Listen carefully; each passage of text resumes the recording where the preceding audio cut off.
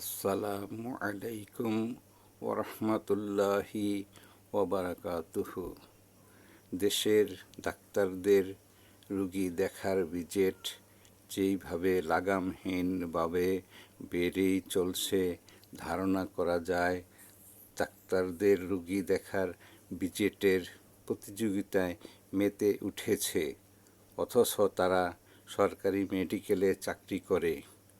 দেশে সরকারি কোনো বিধিবিধান না থাকাতে বেহাল দশা হইতেছে।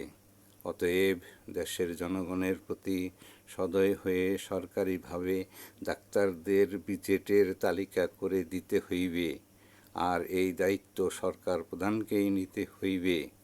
ইউটিউবে আমরা দেখেছি প্রধানমন্ত্রীর কন্যা জাইমা রহমান দেশের জনগণের মনের ব্যথায় ব্যথিত হইয়া ডাক্তারদের রুগী দেখার লাগামহীন ভিজিটের কথা প্রকাশ করেছেন এবং ডাক্তারদের সংশোধন হইতে বলেছেন।